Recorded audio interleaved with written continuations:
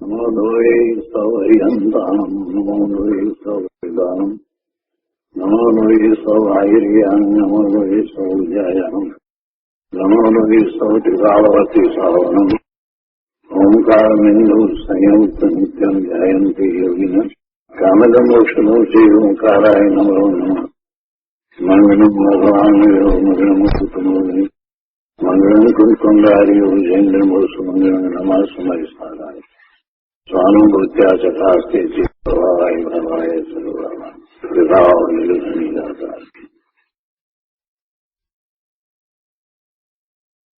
નિયમસાર ભગવાન કુમકુંદાચાર્ય રચિત નિયમસાર તથા મુનિવર પદ્મ પ્રભુમલધારી દેવ રચિત તાત્પર્ય વૃત્તિ ટીકા એનો સ્વાધ્યાય ચાલે છે. એમાં 14મી ગાથા પછીથી 24મો આપણે કર્યો છે. હવે આજે આગળ 25મો કળશ લઈશું. 24મા કળશમાં મુનિવરે એમ કહ્યું કે પરભાવ હોવા છતાં પોતે અનંત ગુણની ખાણ એવું ભગવાન આત્મા જ્ઞાન સ્વરૂપ છે અને એવા પોતાના જ્ઞાન સ્વરૂપને ભજતા, શબ્દ મિત્રો ભજતા, પણ કહેવાનો આશય એવો હતો કે ત્યાં એકાગ્રતા કરતા એ મુક્તિ સુંદરીનો વલ્લભ બને છે. એના પછીથી આગળ 25મો કળશ કહે છે ઇતિ પરગુણ પર્યાયેષુ સત સુપ્તમાના હૃદય સરસિજાતે રાજતે કારણાત્મા સપદી સમય સારમ તમ પરમ બ્રહ્મરૂપમ ભજ ભજસી નિજોત્થમ ભવ્ય શાર્દૂલ સત્વમ. તો કળશ 25ના અર્થમાં અહીંયા સમજાવે છે કે એ રીતે પર ગુણ પર્યાયો હોવા છતાં, જેમ 24મા કળશમાં વાત કરી એ રીતે એ પર ગુણ પર્યાયો હોવા છતાં ઉત્તમ પુરુષોના હૃદય કમળમાં કારણ આત્મા વિરાજે છે. પોતાથી ઉત્પન્ન એવા તે પરમ બ્રહ્મરૂપ સમયસારને કે જેને તું ભજી રહ્યો છે તેને એ ભવ્ય શાર્દૂલ તું શીઘ્ર ભજ. તું તે છો, તું તે જ છે.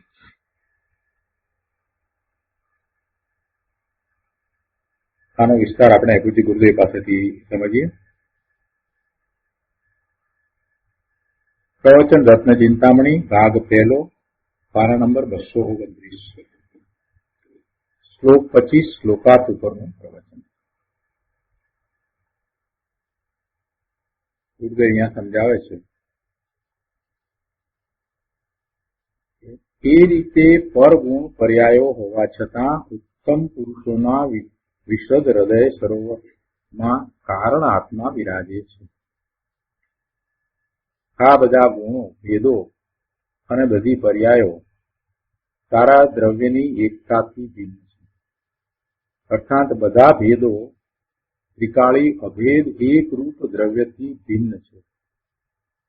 આત્મા અભેદ છે, એનાથી આ બધા ભેદ, આ બધી પર્યાયો તેનાથી ભિન્ન છે. એ રીતે ગુણ પર્યાયના ભેદો કે જે અભેદથી ભિન્ન છે, અને એમ હોવા છતાં અહીંયા કહે છે કે ઉત્તમ પુરુષોના હૃદય સરોવરમાં કારણ આત્મા બિરાજે છે. તે કહે છે કે જુઓ કેવી વાત કરી છે કે ઉત્તમ પુરુષોના હૃદય સરોવરમાં અર્થાત અંતરના જ્ઞાન સરોવરમાં કારણ આત્મા વિરાજે છે. અંતરના જ્ઞાન સરોવરમાં કારણ આત્મા વિરાજે છે. કોના? ઉત્તમ પુરુષોના જ્ઞાન સરોવરમાં કારણ આત્મા બિરાજે છે. એ પ્રશ્ન કર્યો. તો હવે આ કારણાત્મા વળી શું? કારણાત્મા કોઈ ઈશ્વર છે, ભગવાન છે? લૌકિકમાં હજી એટલું બધું પડ્યું છે ને કે કોઈ ઈશ્વર હોય અને આ જગતનું નિયમન કરે ને એ બધું કંઈક આપે ને એની ઈચ્છા મુજબ જગત ચાલે, એટલે એવા ઈશ્વરની કૃપા થાય તો આપણું કલ્યાણ થાય. આ વાત એટલી બધી ભરી છે ને કે કોઈ ઈશ્વર છે તો વાંધો નહીં, આપણે આવી જઈએ. જગતના જીવો હોય એવા કોઈ ઈશ્વરની શોધમાં છે કે જે એમને બધું આપી દે. પોતે ભગવાન આત્મા અનંત ઐશ્વર્યથી ભરપૂર એવો પડ્યો છે, એને એ જોતો નથી, જાણતો નથી. પોતાના ઐશ્વર્યને સમજ્યા વિના એ બહારમાં ઈશ્વરની શોધ કરી રહ્યો છે. મૂંડ છે. અહીંયા પૂછ્યું કે આ કારણ આત્મા વળી શું, કોઈ ભગવાન ઈશ્વર છે? ગુરુદેવે એનો શાંતિથી ઉત્તર આપ્યો છે કે ના, કોઈ બીજો ભગવાન ઈશ્વર તો નથી, પણ તું પોતે જ અંદર કારણ આત્મા છો. તું કારણ પરમાત્મા છો, તું પરમાત્મા સ્વરૂપ જ છો. ત્રિકાળી ધ્રુવ શુદ્ધ ચૈતન્ય તત્વ અંદર નિત્ય વિરાજે છે, તે કારણ આત્મા છે. અને તે તું પોતે જ છો, બીજો કોઈ નહીં, તું પોતે જ છો. જે મોક્ષની કાર્યદશા, મોક્ષ થાય એ તો એવું કાર્ય થયું એટલે પર્યાય થઈ. એટલે જે મોક્ષની કાર્યદશા, પરમ અતિન્દ્રિય સુખની કાર્યદશા એ પ્રગટ થાય છે, તો તેના કારણપણે અંદર નિત્ય વિરાજમાન કારણ તત્વ એ શું છે? તો એ કારણ પરમાત્મા, તું પોતે જ છો. મુક્તિનું કારણ શું? તો પોતાનું મુક્ત સ્વરૂપ. પરમાત્મા દશા થવાનું કારણ શું? તો પોતાનું કારણ પરમાત્મા સ્વરૂપ. મોક્ષની કાર્યદશા, પરમ અતિન્દ્રિય સુખની દશા થવાનું કારણ શું? તો પોતાનું શુદ્ધ સ્વરૂપ.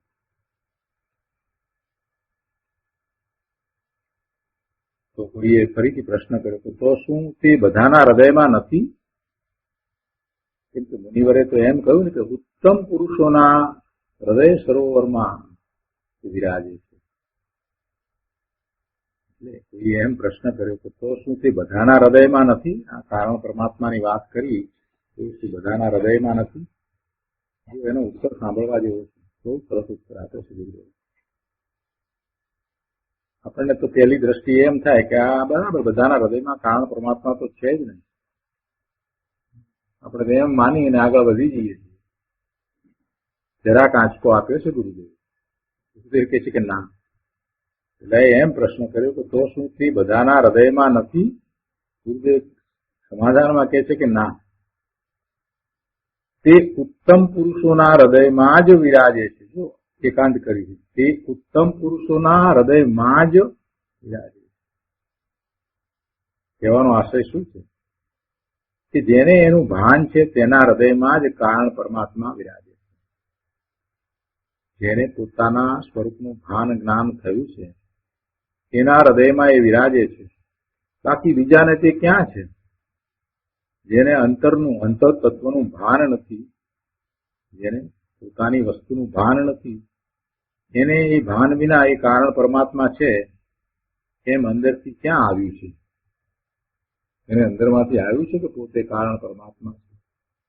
જો એને અંદરમાંથી આ વાત આવી હોય તો એને બહારમાં ક્યાંય આનંદ આવે જ નહીં, બધું ફીક્કું લાગે અને જગતના પદાર્થો પ્રત્યે ઉદાસીનતા થઈ જાય. એકમાત્ર સ્વરૂપમાંથી આવતા સુખ અને આનંદની જ એને અભિલાષા હોય, એ સિવાય બીજી કોઈ એને ઈચ્છા અભિલાષા હોય પણ નહીં. જેને કારણ પરમાત્મા અંદર વિરાજે છે એવો યથાર્થ નિર્ણય થયો છે, અંતરતત્વનું ભાન થયું છે કે પોતે ભગવાન આત્મા કારણ પરમાત્મા છે, પોતે સુખનો સાગર છે. એમ જો એને અંદરમાંથી વાત આવી ગઈ હોય તો પછી એને બહારમાં ક્યાંય રસ પડે જ નહીં. પૂર્વે કરેલા કર્મના ઉદયો અને ઉદયોને કારણે જે સંયોગો સર્જાય એમાં એ ક્યાંય રંજિત થાય નહીં, એમાં એ સુખ કે દુઃખની કલ્પના પણ કરે નહીં. પોતે જ ભગવાન આત્મા અનંત સુખનું કારણ છે અને એવા સુખની પ્રાપ્તિ પોતાને પોતામાંથી થાય છે. આ વાત જેને બેસી ગઈ છે એને પછી બહારમાં શું છે? બહારમાં કાંઈ છે.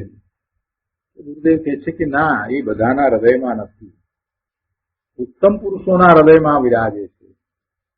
ઉત્તમ પુરુષો કોને કહેવા? ઉત્તમની વ્યાખ્યા શું? તો જે પોતાના સ્વરૂપને જાણીને ત્યાં એકાગ્રતા કરે છે તે ઉત્તમ છે. ઉત્તમ પુરુષ કોને કહેવા? પુરુષ કહેતા બધા જ જીવો, એમાં સ્ત્રી પુરુષ એમ નહીં, પુરુષ કહેતા આત્મા. એવો ઉત્તમ આત્મા કોણ છે? તો કે જેને પોતાના સ્વરૂપનું ભાન થયું છે, પોતે પોતાને ભૂલ્યો નથી અને પોતાનું મહાત્મા આવ્યું છે, તે ઉત્તમ છે. જે પોતાને જ જાણતો નથી, જે પોતાને જાણતો નથી અને પરમા સુખની શોધ કરી રહ્યો છે, એ તો મૂંઢ છે. જે પોતાને જાણે છે, પોતાના સ્વરૂપનું જેને મહાત્મા આવ્યું છે, તે ઉત્તમ છે. બાકી લૌકિક સુખની પાછળ જે ગાંડો ઘેલો થયો છે એ તો પોતાને ભૂલી ગયો છે. જેમ મોટો રાજાનો કુંવર હોય અને એ દારૂના નશામાં એ પછી પોતાને ભૂલી જાય કે પોતે રાજકુમાર છે અને ગમે ત્યાં પડ્યો હોય તો એને રાજકુમાર પણ ક્યાં રહ્યું? પોતે જાણતો નથી કે પોતે રાજકુમાર છે. એવી રીતે જે પોતાના સ્વરૂપને જાણતો જ નથી અને આ બહારમાં આંગળી દોટ મૂકી રહ્યો છે, એને ક્યાં ખબર છે કે પોતે અંદરમાં કારણ પરમાત્મા છે? એટલે સુખદેવ કહે છે કે ઉત્તમ પુરુષોના હૃદયમાં જ વિરાજે છે. જેને એનું ભાન છે તેના હૃદયમાં જ કારણ પરમાત્મા વિરાજે છે. બાકી બીજાને તે ક્યાં છે? જેને અંતરનું અંતરતત્વનું ભાન નથી, તેને ભાન વિના એ કારણ પરમાત્મા છે એમ અંદરથી ક્યાં આવ્યું છે? માટે ઉત્તમ પુરુષોના જ્ઞાન સરોવરમાં વસ્તુ ત્રિકાળી કારણ તત્વ એક જ્ઞાયક ભાવ ધ્રુવ ભાવ વિરાજે છે એમ કહ્યું છે. ઉત્તમ પુરુષો એટલે શું? એટલે કે જેની દ્રષ્ટિ ત્યાં ધ્રુવમાં કારણ તત્વમાં પડી છે, જેની દ્રષ્ટિ ત્યાં ધ્રુવમાં કારણ તત્વમાં પડી છે અને જેની દ્રષ્ટિમાં ધ્રુવ એક જ્ઞાયક ભાવ આવ્યો છે, એવા જ્ઞાની ધર્મી પુરુષના હૃદયમાં જ્ઞાનમાં તે વિરાજે છે અને એ જ ઉત્તમ છે. પણ અંદર હું આવો છું એમ જેને ખબર નથી, એમ જેને ભાન નથી, તેને શું છે? તેને તો તે ન હોવા બરાબર જ છે.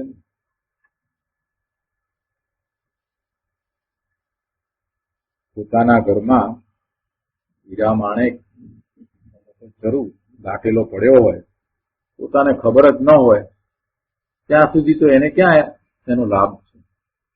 એને છે નહીં એવા એમ એ બરાબર જ છે ને. એનું છે નહીં એમ જ થાય છે ને. અને વ્યવહારમાં આપણે એવા દાખલાઓ જોઈએ છીએ કે બાપ દાદાઓનું 100-200 વર્ષ જૂનું ઘર હોય, 4 વખત રિપેર થયું હોય 50-50 વર્ષના ગાળે, અને ખબર પણ ન હોય કે એના પરદાદાએ અંદર જરૂર દાટેલો છે, અંદર ખૂબ બધું સોનું વિરાટ બધું દાટેલું છે, ખબર ન હોય, અને 2-3 પેઢી ચાલી જાય, બધા મરી જાય, એને ક્યાં છે? એને તો એનો લાભ મળ્યો નહીં. પછી એ વેચી પણ નાખે, એને ક્યાં લાભ મળ્યો? અંદર હતું છતાં એને તો કઈ લાભ મળ્યો નહીં. જે જાણે છે એને લાભ છે, એવું તો આપણે સમજીએ છીએ.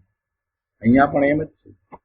જે પોતાના ત્રિકાળી કારણ તત્વને, જ્ઞાયક ભાવને જે જાણે છે, ત્યાં જેની દ્રષ્ટિ છે, જેને એનું મહાત્મા આવ્યું છે, એવો એ ઉત્તમ પુરુષ છે, એને એ કારણ તત્વ છે, એને એ કારણ પરમાત્મા છે, એને એના જ્ઞાન સ્વરૂપમાં ત્રિકાળી વસ્તુ કારણ તત્વ આવ્યું છે. બાકી બીજાને જેનું એનું ભાન નથી, એને ક્યાં છે?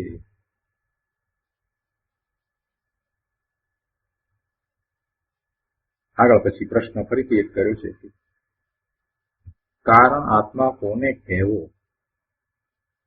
ગુરુદેવ કહે છે કે અંદરમાં જે ત્રિકાળી ધ્રુવ નાયક સ્વરૂપ અવિનાશી તત્વ છે, તેમાંથી મોક્ષરૂપ કાર્યદશા પ્રગટ થાય છે. અંદરમાં જે ત્રણેય કાળ રહેવાવાળું ધ્રુવ નાયક સ્વરૂપ અવિનાશી તત્વ છે, તેમાંથી મોક્ષરૂપ કાર્યદશા પ્રગટ થાય છે. માટે તેને અર્થાત આત્માના નિજ સ્વભાવને કારણ આત્મા કહે છે. આત્માના નિજ સ્વભાવને કારણ આત્મા કહે છે. તેનો અર્થ એ થયો કે આત્માના સુખરૂપી કાર્યને માટે કારણ તો પોતે જ છે. પોતાના સુખને માટેનું કારણ પોતે જ છે. આગળ કહે છે કે ગુણ પર્યાયના ભેદો હો,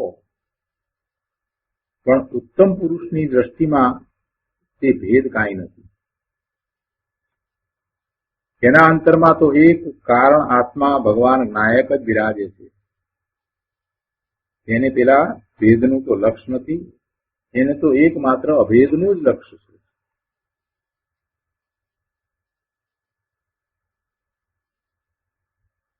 ગુરુદેવ કહે છે કે જો આમાં તો ઉત્તમ પુરુષ કેવા હોય તે આવી ગયું, અને સુખનું મૂળ કારણ શું એ આવી ગયું.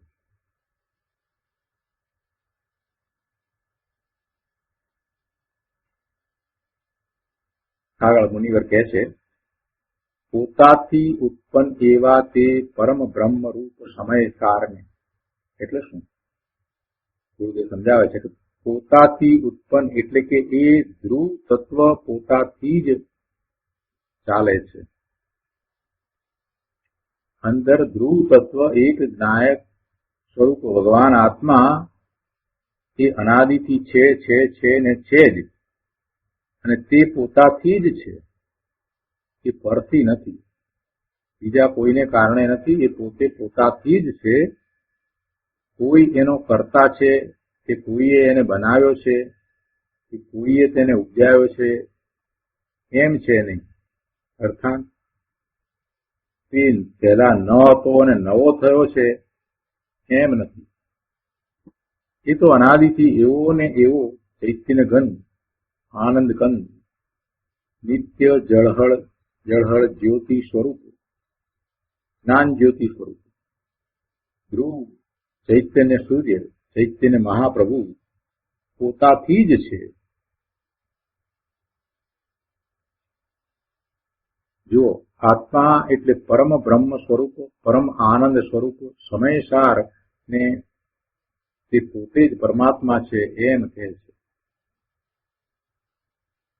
આત્મા પોતાથી જ છે અને પોતે જ પરમ બ્રહ્મ સ્વરૂપ સમયસાર છે.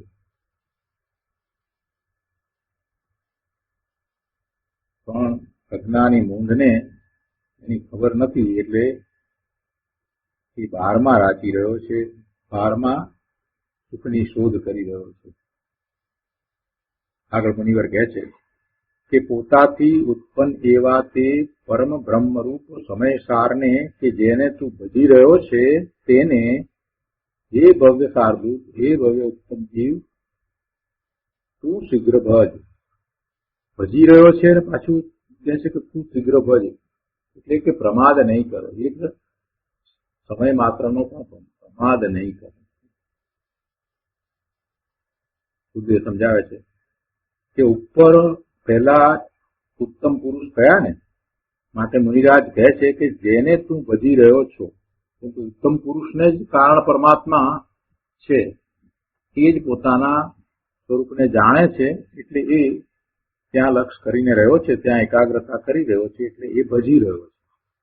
ઉત્તમ પુરુષની વાત કરીને, એટલે ઉત્તમ પુરુષ છે એના હૃદયમાં, એના જ્ઞાન સરોવરમાં કારણ પરમાત્મા બિરાજે છે એમ કહ્યું, એટલે કે એને એનું લક્ષ્ય છે, એટલે એ એકાગ્રતા કરી રહ્યો છે. એટલા માટે અહીંયા એમ કહ્યું કે એને તું ભજી રહ્યો છે.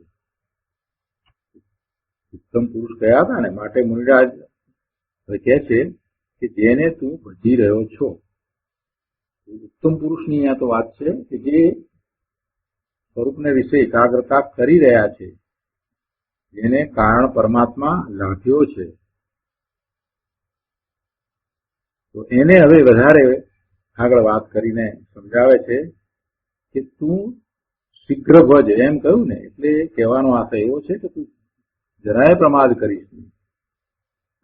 કહે છે કે જેને તું ભજી રહ્યો છો, જે પૂર્ણ શુદ્ધ નિત્યાનંદ ચિદાનંદ સ્વરૂપમાં તું એકાગ્ર લીન થઈ ભજી રહ્યો છો, તેને જ તું શીઘ્ર ભજ.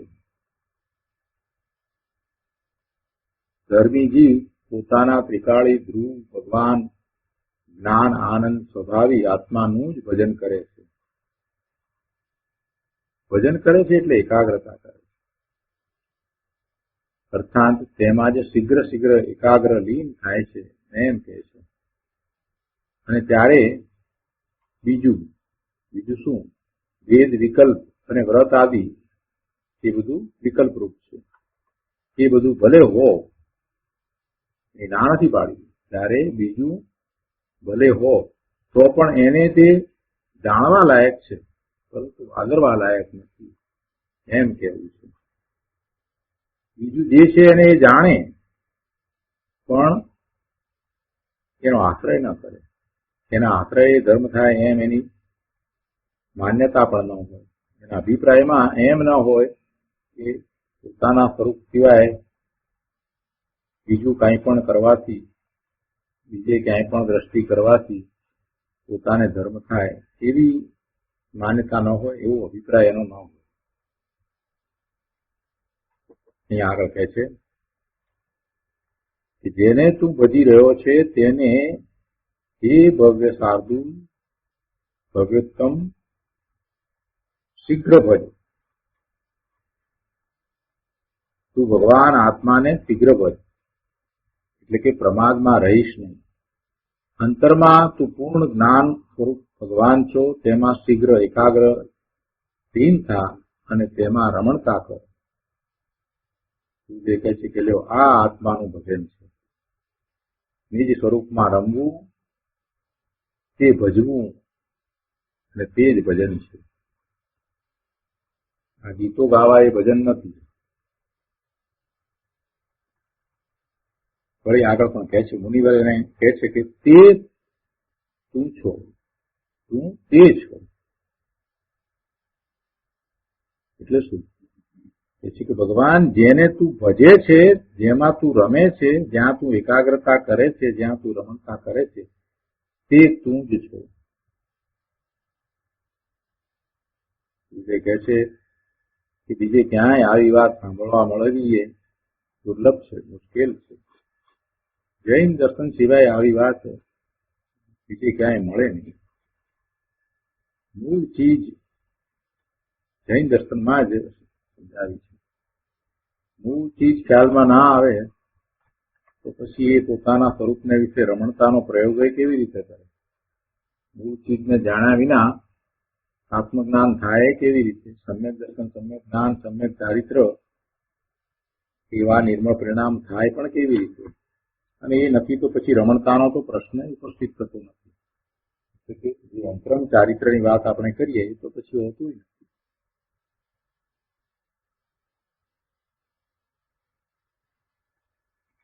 આગળ કહે છે હે ભવ્ય સારદુ, હે શ્રી સમાન ભવ્ય આત્મા, મલબતા સિંહની જેમ વિક્રમ પુરુષાર્થ કરતો એવો તું, જે પૂર્ણ આનંદ ચિદાનંદ સ્વરૂપમાં એકાગ્ર થઈને રમે છે, એ તું જ છો.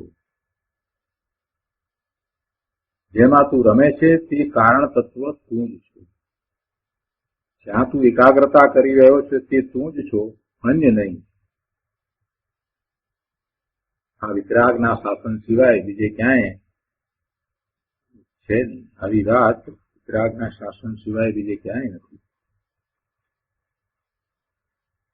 કહે છે કે ભજન કરવા માટે અંદર નિત્ય આનંદ સ્વરૂપ પૂર્ણ ધ્રુવ ભગવાન તું પોતે છો, તો તેમાં જ એકાગ્ર થઈ લીન થઈ જા, અને તેમાં જ તું અત્યારે લીન થઈ રમે છે, એ તું જ છો, બીજો કોઈ નથી. આત્મા ભગવાન પૂર્ણ આનંદ સ્વરૂપ પરમ બ્રહ્મ સ્વરૂપ છે. તેમાં એકાગ્ર થવું, લીન થવું, રમવું તે જ મોક્ષનો માર્ગ છે, અને તે જ આત્માનું ભજન છે, અને તે જ સંસારના નાશનો ઉપાય છે. તો આ રીતે 25મો શ્લોક, 25મો કળશ આપણે અહીંયા પૂરો કરીએ છીએ.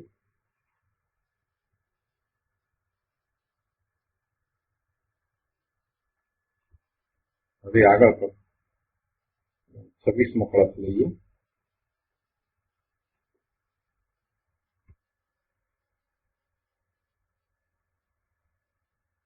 ક્વચિલ્લ સતી સદ્ગુણૈ ક્વચિત શુદ્ધ રૂપેણ ક્વચિત સહજ પર્યાય ક્વચિદ શુદ્ધ પર્યાયકૈ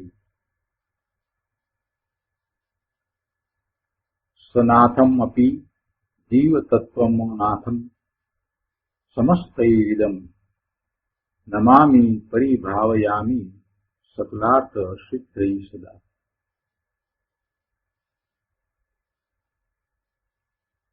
છવ્વીસમા કળશના અર્થમાં કહે છે કે જીવ તત્વ ક્વચિત સદગુણો સહિત વિલસે છે.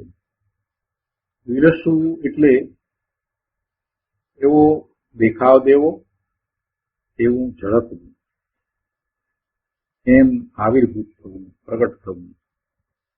એ છે કે જીવ તત્વ ક્વચિત સદગુણો સહિત વિલસે છે, સદગુણો સહિત એ ઝળકે છે, એવું દેખાય છે, એવું એનું પ્રગટ થવું લાગે છે. જીવ તત્વ ક્વચિત સદગુણો સહિત વિલસે છે, દેખાય છે, ક્વચિત અશુદ્ધ રૂપ ગુણો સહિત વિલસે છે. જો અહીંયા આ ગુણની વાત કરી છે, ગુણ એટલે અહીંયા પર્યાય એવો અર્થ કરવાનો છે. ક્વચિત સદગુણો સહિત વિલસે છે, દેખાય છે, ક્વચિત અશુદ્ધ રૂપ ગુણો સહિત વિલસે છે, ક્વચિત સહજ પર્યાયો સહિત વિલસે છે, અને ક્વચિત અશુદ્ધ પર્યાયો સહિત વિલસે છે. સહજ પર્યાયો સહિત વિલસે છે અને અશુદ્ધ પર્યાયો સહિત વિલસે છે. આ બધાથી સહિત હોવા છતાં પણ જે એ બધાથી રહિત છે એવા આ જીવ તત્વને હું સકળ અર્થની સિદ્ધિને માટે સદા નમું છું, સદા ભાવું છું. 4 વાત લીધી છે, અને એ 4 વાત પર્યાયોથી પોતે રહિત છે, પોતે ભગવાન આત્મા એનાથી રહિત છે એવું જીવ તત્વ શુદ્ધ પ્રકાળ એને સકળ અર્થની સિદ્ધિ માટે સદા નમું છું, સદા ભાવું છું. તો ઉત્તરે પાસેથી એનો અર્થ વિસ્તાર સમજીએ.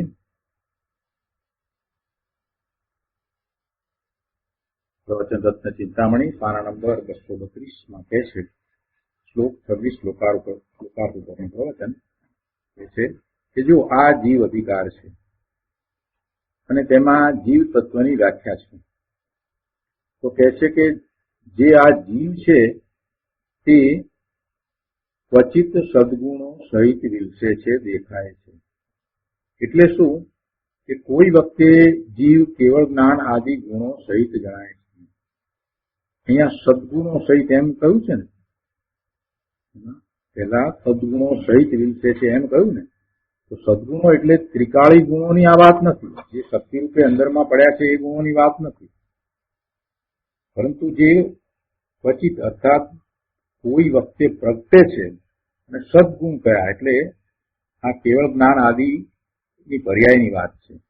એ જ પ્રગટે ને, અંદરમાં તો ત્રિકાળ જે શક્તિ રૂપે પડ્યા છે એ તો છે જ, તો સદગુણો સહિત એમ કહ્યું એટલે અહીંયા આ કેવળ જ્ઞાન આદિ ગુણો સહિત જે જણાય છે એની વાત કરી.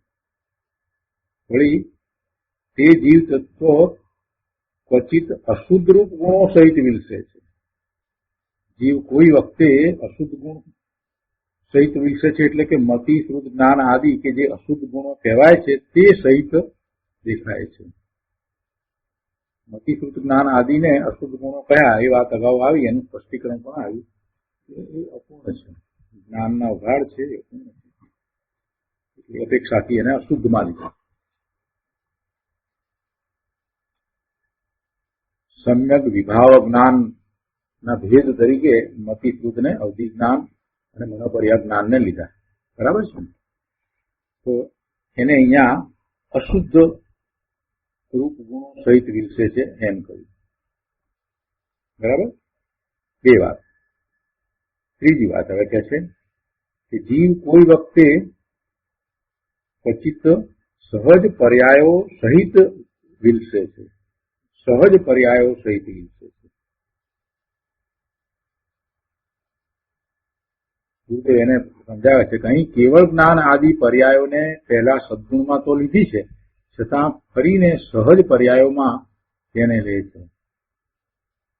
સહજ પર્યાયો તો અંદરમાં પડેલા ગુણને કારણે હોય ને, એ સહજ પર્યાય. અહીં કેવળ જ્ઞાન આદિ પર્યાયોને પહેલા સદગુણમાં તો લીધી છે, છતાં ફરીને સહજ પર્યાયમાં તેને લે છે. આ કળશ પછી 15મી ગાથામાં કેવળ જ્ઞાનને સ્વભાવ પર્યાયમાં લે છે ને, માટે અહીં સહજ પર્યાયો એટલે કેવળ જ્ઞાન આદિ સ્વભાવ પર્યાયો એમ અર્થ સમજવાનો છે. જોકે શુદ્ધ વ્યંજન પર્યાય પણ આમાં લેવાય, પરંતુ તેને આમાં લીધી નથી. શુદ્ધ વ્યંજન પર્યાય એટલે સિદ્ધની પર્યાય વ્યંજન પર્યાય છે, એટલે એ તો પ્રતિષ્ઠિત કોણની પર્યાય છે, એ આકાર છે, તો એ પણ આમાં લેવાય, પરંતુ અહીંયા એને લીધી નથી.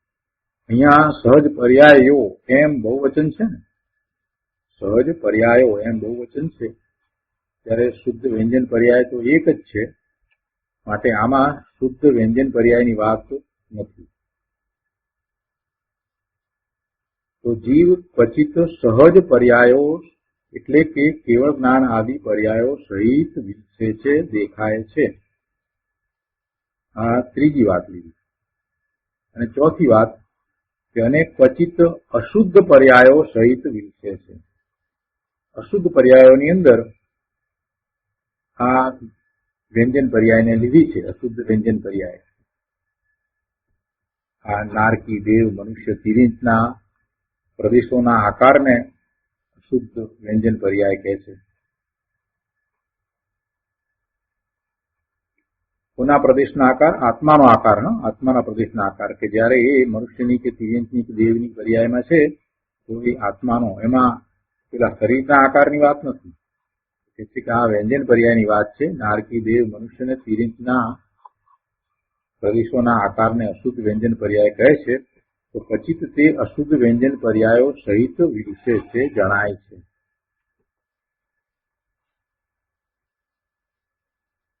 તો આ રીતે આ ચાર બોલ થયા.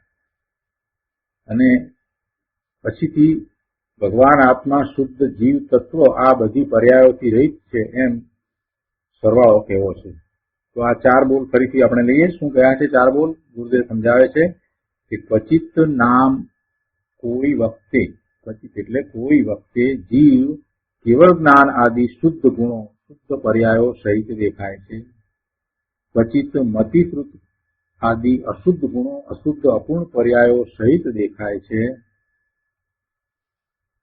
કોઈ વાર સહજ પર્યાયો અર્થાત કેવળ જ્ઞાન આદિ સ્વભાવ પર્યાયો સહિત વિલસે છે, દેખાય છે. અને કોઈ વાર અશુદ્ધ પર્યાયો નર, નારક આદિ અશુદ્ધ વ્યંજન પર્યાય સહિત દેખાય છે. તો આ રીતે આ ચાર બોલમાં વિકારની વાત લીધી નથી. વિકાર શું? આ શુભાશુભ ભાવ, પુણ્ય પાપના પરિણામ, એ વિકાર, એની વાત નથી. કારણ કે આ બધી ગાથાઓમાં ઉપયોગની વ્યાખ્યા છે ને, માટે ગાથાઓમાં ઉપયોગની વ્યાખ્યા છે, તેથી આમાં વિકારની એટલે પુણ્ય પાપની વાત કરી નથી, પરંતુ આમાં આ ઉપયોગની જ વાત કરી છે. ઉપયોગની વ્યાખ્યા યાદ છે આપણને, ચૈતન્ય અનુસારી પરિણામ, ચૈતન્ય અનુવિધાયી પરિણામ તે ઉપયોગ છે. અને એ ઉપયોગ બે પ્રકારનો, જ્ઞાન ઉપયોગ અને દર્શન ઉપયોગ છે, અને પછી એના બધા પેટા વિભાગ આપણે સમજીએ છીએ. તો અહીંયા એ ઉપયોગની વાત છે, એટલે આ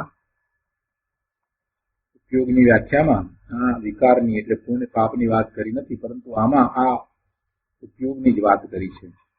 તો કે છે કે આ ચાર પ્રકારે જે વાત કરી એમ જે વિશે છે આ બધાથી સહિત હોવા છતાં, આ પર્યાયો સહિત એ હોવા છતાં, આ વિશે છે એટલે એ બધી પર્યાયો છે, તો એ બધાથી પોતે સહિત છે છતાં પણ શું કે છે, છતાં પણ એ પોતે એનાથી જુદો છે.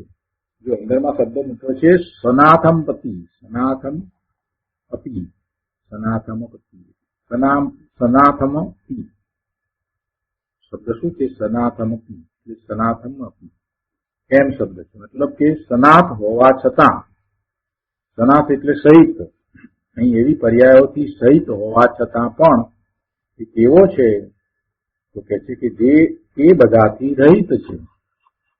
પણ આત્મા, ભગવાન આત્માની વાત છે કે આ બધી પર્યાયોથી સહિત હોવા છતાં ખરેખર એ બધાથી રહિત છે. પર્યાયમાં આવા ભેદોથી સહિત હોવા છતાં પણ વસ્તુ જે અંદર ત્રિકાળ એક નાયક સ્વરૂપ છે એ તો આ બધા ભેદોથી રહિત છે એમ કહેવું છે. પર્યાયમાં આ ભેદો છે તો પણ અંદર વસ્તુ તો એ બધાથી રહિત અભેદ એક રૂપ છે. વસ્તુ ભગવાન નાયકમાં એ ભેદો નથી. ફરીથી ગુરુદેવ સમજાવે છે કે આ ઉપયોગનો અધિકાર છે ને, ઉપયોગની વ્યાખ્યા કરી છે ને, જીવ અધિકાર છે ને, એમાં ઉપયોગની વ્યાખ્યા ચાલે છે ને,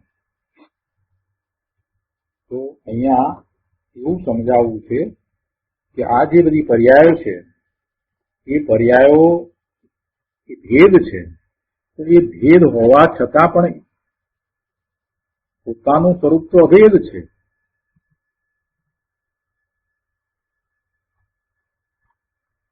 ઉપયોગનો અધિકાર છે ને, અને તેમાં ઉપયોગની વ્યાખ્યા છે ને, તો કહે છે કે આત્મા ક્વચિત કેવળ જ્ઞાન આદિ સહિત ગણાય છે, ક્વચિત મતિ જ્ઞાન, કૃત જ્ઞાન, અવધિ જ્ઞાન અને મનોપર્યા જ્ઞાન રૂપ અશુદ્ધ પર્યાયો સહિત ગણાય છે, ક્વચિત કેવળ જ્ઞાન આદિ સહજ પર્યાયો સહિત ગણાય છે, અને ક્વચિત એકાંત સંસારમાં નર નારક આદિ અશુદ્ધ વ્યંજન પર્યાય સહિત જણાય છે. તો હવે કહે છે કે એ પર્યાયો સહિત એ છે એમ એ જણાય છે, એમ હોવા છતાં પણ અંદર વસ્તુ ભગવાન ચૈતન્ય બિંબ તો એ બધાથી રહિત છે. આમ સમજાવ્યું એટલે કોઈએ પ્રશ્ન કર્યો કે આ આમ કોને દેખાય છે, અંદર વસ્તુ ભગવાન ચૈતન્ય બિંબ તો એ બધાથી રહિત છે, તો પ્રશ્નકારે એમ પ્રશ્ન કર્યો કે તો એવું કોને દેખાય છે? એ કહે છે કે અંદર દેખનારને દેખાય છે. જે અંદર દેખે એને દેખાય છે, બીજાને તો ક્યાં દેખાય છે? જે અંદર દ્રષ્ટિ કરે છે એને દેખાય છે કે પોતે ચૈતન્ય બિંબ ભગવાન આત્મા છે, અભેદ છે, એક રૂપ છે, અખંડ છે, અનંત ગુણનો પિંડ છે. આ કોને દેખાય? જે અંદર દેખે એને દેખાય, બહાર રહ્યાને શું દેખાય? નરસિંહ મહેતાએ પણ કહ્યું છે ને કે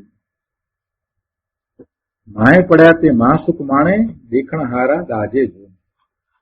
જે બહારમાં દેખી રહ્યા છે એને ક્યાં સુખ છે? અંદરમાં જે જાય છે એને સુખ છે. અંદર દેખનારને એ દેખાય છે. શું દેખાય છે? કે આ પર્યાયમાં આવા ભેદો છે, આવા ભંગ છે, તો એ પર્યાયમાં છે ને એ પર્યાયપણે પર્યાયમાં આવા ભંગો દેખાય છે. તો પણ એટલે કે પર્યાયમાં એવી સ્થિતિ છે તો પણ વસ્તુ નામ ત્રિકાળી ધ્રુવ ભગવાન આત્મા તો એ ભંગોથી, એ પર્યાયોથી રહિત છે.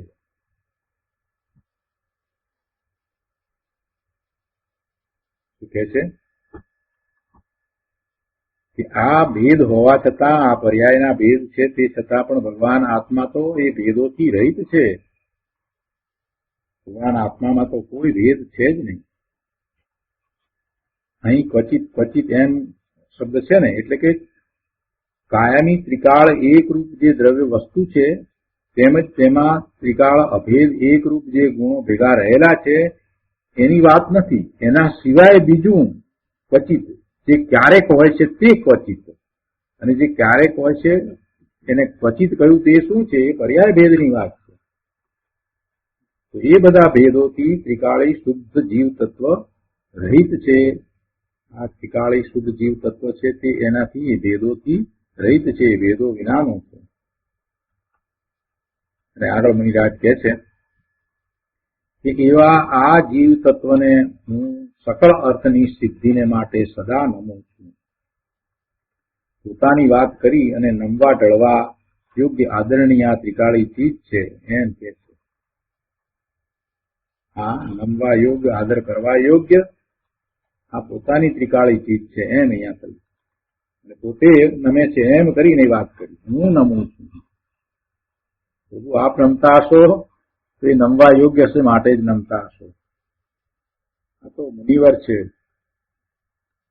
જંગલમાં વસતા એવા મુનિવર, મહાજ્ઞાની, સમર્થ, 7મા 6ઠ્ઠા ગુણસ્થાનની દશાવાળા પદ્મકમલધારી દેવ, તો શું વાત, એમના ક્ષયોક્ષમની શું વાત, એવી અદભુત ટીકા લખી છે. અને એ જયારે એમ કહે કે હું એવા આ જીવ તત્વને સકળ અર્થની સિદ્ધિ માટે સદા નમું છું, તો પ્રભુ આપ બરાબર જ કહેતા હશો ને આપ એમ જ કરતા હશો. અમને કાંઈ આશંકાય થતી નથી. એ નમવા યોગ્ય, ઢળવા યોગ્ય, આદરણીય ત્રિકાળી ચીજ છે એનું આપ અમને ભાન કરાવો છો કે એ નમવા યોગ્ય ચીજ છે. મહાપુરુષો શું કરી રહ્યા છે એનો જો વિચાર કરીએ તો આપણને આપણી ભૂલો સમજાઈ જાય. ખરેખર આપણે કેમ નથી કરતા? આવા મહામુનિ એમ કે છે તો એ કરે છે, કઈ દેખાવ કરે છે અથવા બોલવા ખાતર બોલે છે એમ નથી. અંતરમાં જે છે તે જ બહારમાં આવે છે. ગુરુદેવ અહીંયા આગળ સમજાવે છે કે પર વસ્તુ તો કોઈ એમાં, એટલે કે ત્રિકાળી દ્રવ્યમાં છે નહીં, અને આ પુણ્ય પાપ પણ એમાં નથી. પણ એની તો અહીંયા વાત જ લીધી નથી. અહીંયા તો ઉપયોગની વાત ચાલે છે, એટલે એ પુણ્ય પાપની તો વાત જ નથી. પણ ઉપયોગની સાથે ભેગી અશુદ્ધ વ્યંજન પર્યાય પણ દર્શાવી છે. અશુદ્ધ વ્યંજન પર્યાય એટલે શું? કે અશુદ્ધ વ્યંજન પર્યાય એટલે આ નર, નારક આદિ શરીરની વાત નહીં, પણ એ શરીર સાથે જયારે જીવ રહ્યો છે તો એનો જે આકાર, આત્માના પ્રદેશોનો જે આકાર થાય છે એને અશુદ્ધ વ્યંજન પર્યાય કહે છે. તો એને અહીંયા સાથે લીધી છે. એ બધી પર્યાયો, બધી જ પર્યાયો 4 પ્રકારે વાત કરીને, એટલે બધી પર્યાયો એનાથી ત્રિકાળી દ્રવ્ય ભિન્ન છે એમ. એટલે એ જે પર્યાયો કઈ એ પણ હું નહીં, એ રૂપે હું નથી. કેમ કે એ તો ક્વચિત હોય છે, એ ત્રિકાળ નથી. આ જે પર્યાયોની વાત કરી એ તો ક્વચિત હોય છે, એ ત્રિકાળ નથી. અને પોતે તો ત્રિકાળ છે, પોતાનું સ્વરૂપ ત્રિકાળ છે. એટલે એ પોતાના સ્વરૂપથી એ પર્યાયો જુદી ભિન્ન છે ને પોતે અભેદ છે, એ વાતને અહીંયા સમજાવી છે. અને એ પર્યાયો, અને વળી કહે છે કે કેવળ જ્ઞાન આદિ શુદ્ધ ગુણો, એટલે એ પણ પર્યાયો, અને મતિ જ્ઞાન આદિ અશુદ્ધ ગુણો એ પણ પર્યાયો, એ મારું સ્વરૂપ નથી. કેમ કે એ પણ ક્વચિત ક્વચિત હોય છે, ત્રિકાળ નહીં. કેવળ જ્ઞાન આદિ શુદ્ધ પર્યાયો અને મતિ જ્ઞાન આદિ અશુદ્ધ પર્યાયો સદાય હોતી નથી. એટલે કે એક સમયની હોય પછી બીજા સમય પાછી બદલાય છે, એ અપેક્ષાથી વાત કરી છે, પર્યાય છે. તો કહે છે કે આ બધી પર્યાયોથી સહિત હોવા છતાં જીવ તત્વ એ બધાથી રહિત છે.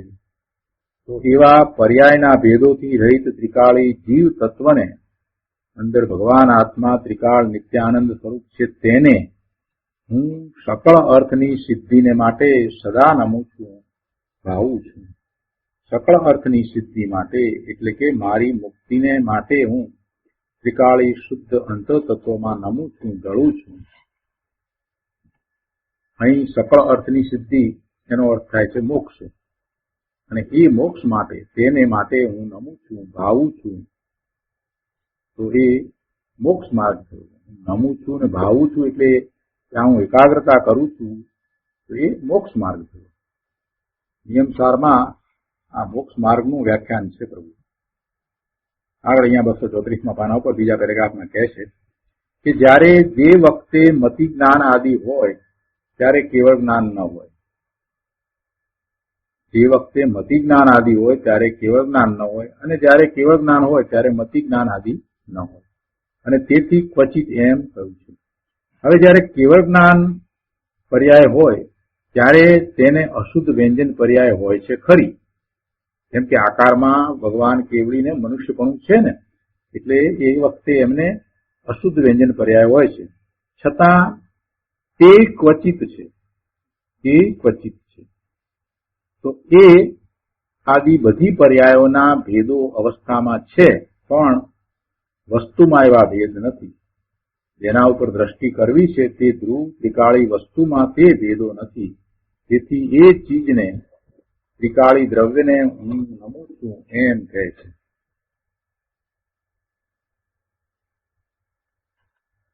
આ જીવ તત્વને એમ કહ્યું તેવા આ જીવ તત્વને. તો જીવ તત્વને એટલે શું કે મારું જીવ તત્વ, મને પ્રત્યક્ષ સ્વાનુભવ પ્રત્યક્ષ છે એવું આ મારું જીવ તત્વ, તેને હું નમું છું.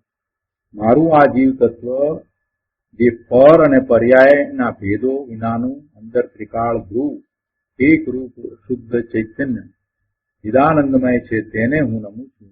અર્થાત તે જ મને ઉપાદે છે. આવી વાત છે. આવો સૂક્ષ્મ માર્ગ છે. આગળના પેરેગ્રાફમાં કહે છે કે આત્મા નું સ્વરૂપ એટલે વસ્તુનું સ્વરૂપ બે પ્રકારે છે.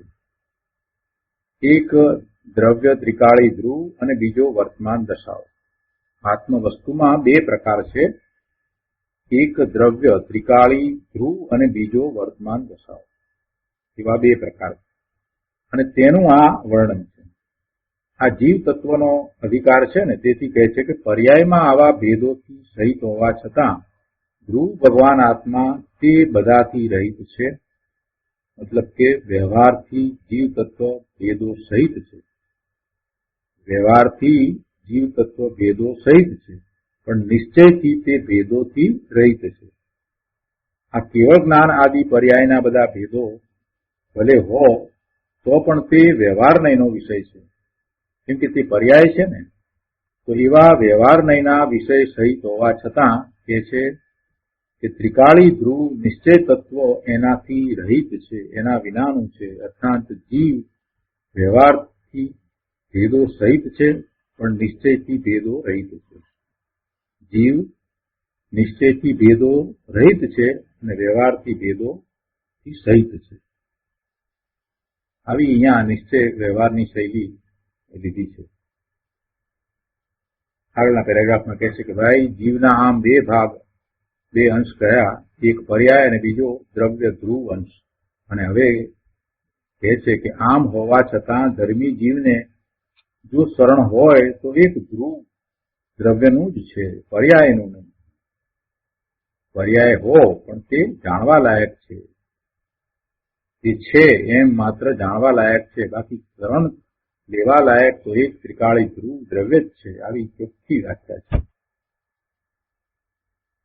આ જીવ તત્વને એટલે કે એકલા શુદ્ધ ગુણોનો ભેદ પિંડ એવા પૂર્ણ આનંદ ચિદાનંદ પ્રભુ આત્માને, એકલા ચૈતન્ય સ્વભાવનો અંદર દરિયો છે એવા મને હું નમું છું. અર્થાત એમાં હું એકાગ્ર થાઉં છું. નમું છું, ચડું છું, એકાગ્ર થાઉં છું, પણ હું પર્યાયને નમતો નથી. અર્થાત પર્યાયમાં એકાગ્ર થતો નથી. આ રીતે આ 14મી ગાથા પછીનો ત્રીજો શ્લોક. 14મી ગાથા પછી 3 શ્લોક કયા, તો આ ત્રીજો શ્લોક પૂરો થયો. હવે 15મી ગાથામાં કારણ શુદ્ધ પર્યાયની વાત આવશે. આવતી વખતે આપણે 15મી ગાથાથી સ્વાધ્યાય શરૂ કરીશું. મુનિવરે આ જે 3 શ્લોક કયા એ શ્લોક દ્વારા 14મી ગાથાનું સમર્થન કર્યું 14મી ગાથામાં આવેલા ભાવને પોતે આત્મસાત કર્યા છે અને એ ભાવને જ પોતે ભાવી રહ્યા છે એવું સ્પષ્ટ થઈ જાય છે. એવું સ્પષ્ટ થઈ જાય છે. 14મી ગાથામાં જે બધી વાત આવી એના પછીથી જે અંદરમાંથી જે ભાવ નીકળે છે એ ભાવ તો પોતાના સ્વરૂપને, પોતાના શુદ્ધ સ્વરૂપને ભાવવાનો ભાવ નીકળે છે. તો એ વાત મુનિવરે એમને એવો ભાવ આવ્યો એટલે આ 3 શ્લોક દ્વારા પ્રદર્શિત કરી દીધું. મુનિવરની શૈલી અદભુત છે.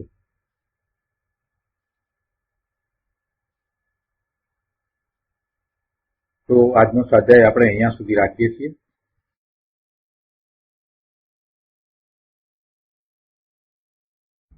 હવે સુખધામ બોલીએ.